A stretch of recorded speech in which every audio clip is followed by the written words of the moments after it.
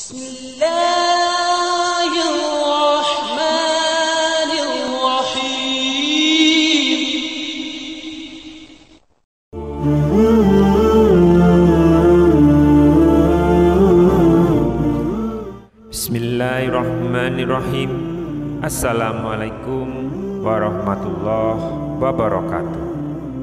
Alhamdulillahirabbil alamin. Wassalatu wassalamu ala asrofil anbiya'i wal mursalin sayyidina wa maulana Muhammadin wa ala alihi wa sahbihi ajmain. Syukur alhamdulillah kita masih dipertemukan kembali di channel Hamasah Fillah ini.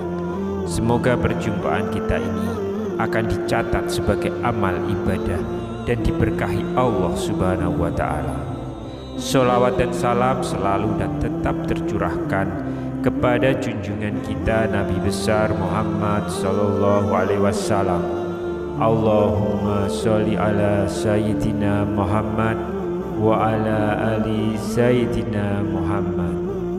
Doa saya kepada sahabat semua yang sedang menonton video ini, semoga Allah Subhanahu wa Ta'ala selalu memberikan kesehatan lahir maupun batin, dilapangkan rezekinya dan dimudahkan dalam segala urusan. Amin ya robbal alamin. Sahabat beriman yang dirahmati Allah, kita kerap melihat sebuah fenomena di mana ada segelintir orang yang melakukan pesugihan atau ritual-ritual mistis yang bertentangan dengan ajaran Islam.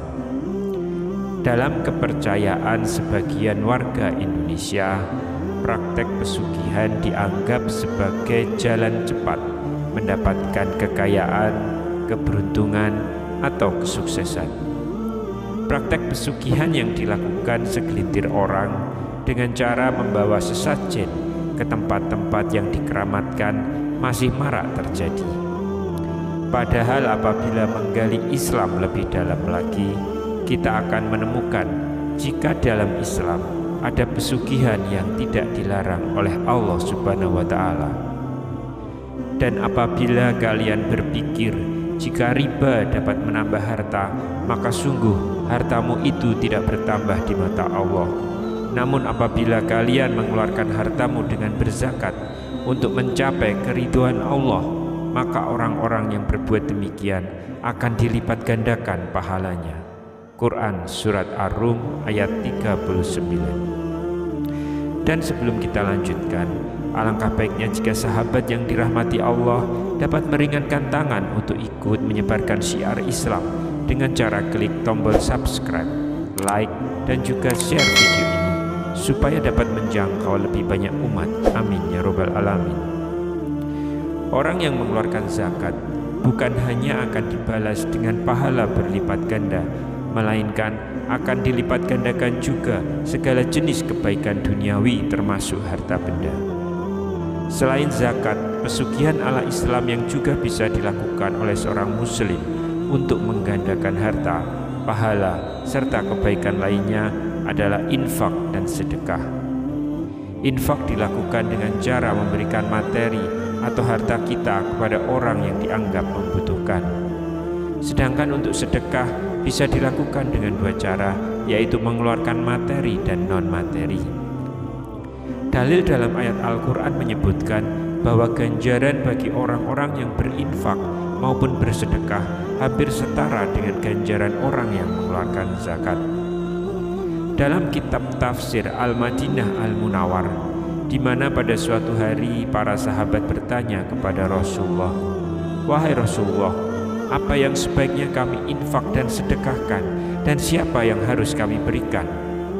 Rasulullah kemudian menjawab sesuai dengan wahyu yang telah beliau terima, "Infakkanlah harta yang halal, berikanlah kepada orang tuamu, kerabat, anak-anak yatim, orang fakir, dan musafir yang kehabisan bekal." Dilihat dari pengaplikasiannya, zakat, infak, dan sedekah mungkin tak masuk akal. Bagaimana bisa harta yang kita miliki bisa dilipat gandakan? Keadaan yang tak memungkinkan itu telah dialami oleh seorang sahabat, yaitu Abdurrahman bin Auf. Semasa hidupnya, Abdurrahman bin Auf dikenal sebagai orang yang cerdas. Dalam kesehariannya, ia beraktivitas sebagai pedagang yang sangat sukses. Berkat kecerdasannya di sektor perdagangan, Abdurrahman bin Auf pun menjadi sahabat terkaya. Saking kayanya, Rasulullah pernah berkata, karena hartanya itu, maka Abdurrahman bin Auf akan masuk surga paling terakhir di antara para sahabat. Mendengar hal tersebut, Abdurrahman bin Auf yang sehari-harinya hanya fokus beribadah dan menjalankan bisnisnya seketika berubah drastis. Hampir setiap hari ia menangis dan memikirkan cara bagaimana agar ia menjadi sahabat yang lebih dulu memasuki surga. Hingga tiba di suatu hari, Abdurrahman bin Auf pun akhirnya bertekad melepaskan semua hartanya dan rela jatuh miskin. Untuk menjadi miskin, Abdurrahman bin Auf memilih berinfak dan bersedekah secara terus-menerus setiap waktu. Selama proses menjadi miskin, Abdurrahman bin Auf menyedekahkan hampir seluruh hartanya. Ia juga bersedekah 40.000 dinar, 500 ekor kuda, 500 kendaraan untuk keperluan perang, memerdekakan 30.000 hamba sahaya, dan masih banyak lagi. Menakjubkannya, setelah menyedekahkan hampir seluruh hartanya, Abdurrahman bin Auf justru semakin dijangkiti rasa khawatir. Bagaimana tidak, di saat dirinya merelakan sebagian besar hartanya agar tidak masuk surga yang paling terakhir, di saat itu juga Allah memberikan limpahan harta berkali-kali lipat untuknya. Kisah Abdurrahman bin Auf hanyalah segelintir kisah dari orang bersedekah yang kemudian dilipat gandakan hartanya oleh Allah. Janji Allah melipat gandakan harta bagi orang yang bersedekah dan berinfak memang benar adanya. Namun keutamaan zakat, infak, dan sedekah tidak selamanya terlihat dari harta yang semakin bertambah.